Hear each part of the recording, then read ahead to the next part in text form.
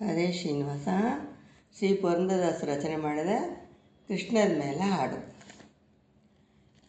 ಏನು ಹೇಳಲೆ ನಾನು ಕೃಷ್ಣನ ಮಹಿಮೆ ಯಾರಿಗೂ ತಿಳಿಯದಮ್ಮ. ಏನು ಹೇಳಲೆ ನಾನು ಕೃಷ್ಣನ ಮಹಿಮೆ ಯಾರಿಗೂ ತಿಳಿಯದಮ್ಮ. ಹೋರದೆತ್ತು ಯಶೋದೆ ಮುತ್ತು ಪೋಣಿಸಿದ್ದಿದಳು, ಹತ್ತರಿತ್ತ ಕೃಷ್ಣ ಬಂದು ಒಂದು ಮುತ್ತು ತೆಗೆದುಕೊಂಡು ಸುತ್ತಲಿತ್ತ ಹುಡುಗರ ಸಹಿತ ಹಿತ್ತಲೊಳಗೆ ಬಿತ್ತು ಹೋದ. ಹೋರದೆತ್ತು ಯಶೋದೆ ಮುತ್ತು ಪೋಣಿಸಿದಿದ್ದಳು, ಹತ್ತರಿತ್ತ ಕೃಷ್ಣ ಬಂದು ಒಂದು ಮುತ್ತು ತೆಗೆದುಕೊಂಡು ಸುತ್ತಲಿತ್ತ ಹುಡುಗರ ಸಹಿತ ಹಿತ್ತಲೊಳಗೆ ಬಿತ್ತು ಹೋದ.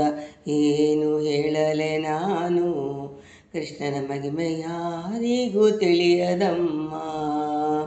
ಏನು ಹೇಳಲೆ ನಾನು ಕೃಷ್ಣನ ಮಹಿಮೆ ಯಾರಿಗೂ ತಿಳಿಯದಮ್ಮ.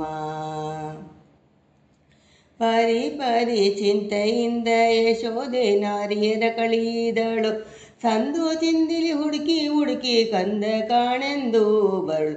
ಒಂದು ಕ್ಷಣದಲ್ಲಿ ಕೃಷ್ಣ ಬಂದು ಎದುರಾಗಿ ನಿಂತ. ಪರಿ ಚಿಂತೆಯಿಂದ ಯಶೋದೆ ನಾರಿಯ ಕಳೆದಳು, ಸಂದು ಚಿಂದಿಲಿ ಹುಡುಕಿ ಕಂದ ಕಾಣೆಂದು ಬರಳು. ಒಂದು ಕ್ಷಣದಲ್ಲಿ ಕೃಷ್ಣ ಬಂದು ಎದುರಾಗಿ ನಿಂತ. ಏನು ಹೇಳಲೆ ನಾನು ಕೃಷ್ಣನ ಮಹಿಮೆ ಯಾರಿಗೂ ತಿಳಿಯದಮ್ಮ. ಏನು ಹೇಳಲೆ ನಾನು ಕೃಷ್ಣನ ಮಹಿಮೆ ಯಾರಿಗೂ ತಿಳಿಯದಮ್ಮ. ಕಂದನಯ್ಯ ಕರ ಬಿಡಿದು ಯಶೋದೆ ಕರೆ ತಂದಳ ರಮಣಗೆ, ಕಂದ ಬಗಳ ಸಹಿತನೆಂದು ತುತ್ತು ಮಾಡಿ ಉಣಿಸಿದಳು. ಮುತ್ತು ಏನು ಮಾಡಿದೆ ಎಂದು ಚಿಟ್ಟೆನಿಂದ ಕೇಳಿದಳು. ಕಂದಯ್ಯನ ಕರ ಬಿಡಿದು ಯಶೋದೆ ಕರೆ ತಂದಳ ರಮಣಗೆ, ಕಂದ ಬಗಳ ಹಸಿದನೆಂದು ತುತ್ತು ಮಾಡಿ ಉಣಿಸಿದಳು. ಮುತ್ತು ಏನು ಮಾಡಿದೆ ಎಂದು ಸಿಟ್ಟಿನಿಂದ ಕೇಳಿದಳು. ಏನು ಹೇಳಲೆ ನಾನು ಕೃಷ್ಣನ ಮಹಿಮೆ ಯಾರಿಗೂ ತಿಳಿಯದಮ್ಮ. ಏನು ಹೇಳಲೆ ನಾನು ಕೃಷ್ಣನ ಮಹಿಮೆ ಯಾರಿಗೂ ತಿಳಿಯದಮ್ಮ.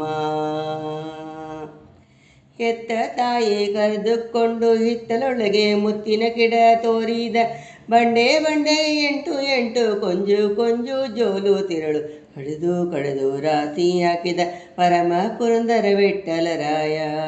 ಹೆತ್ತ ತಾಯಿ ಕರೆದುಕೊಂಡು ಹಿತ್ತಲೊಳಗೆ ಮುತ್ತಿನ ಗಿಡ ತೋರಿಸಿದ, ಬಂಡೆ ಎಂಟು ಕೊಂಜು ಜೋಳು ತಿರಳು ಕಡಿದು ರಾಶಿ ಹಾಕಿದ ಪರಮ ಪುರಂದರ ವಿಠ್ಠಲರಾಯ. ಏನು ಹೇಳಲೆ ನಾನು ಕೃಷ್ಣನ ಮಹಿಮೆ ಯಾರಿಗೂ ತಿಳಿಯದಮ್ಮ. ಏನು ಹೇಳಲೆ ನಾನು ಕೃಷ್ಣನ ಮಹಿಮೆ ಯಾರಿಗೂ ತಿಳಿಯದಮ್ಮ. ಯಾರಿಗೂ ತಿಳಿಯದಮ್ಮ. ಕೃಷ್ಣನ ಮಹಿಮೆ ಯಾರಿಗೂ ತಿಳಿಯದಮ್ಮ.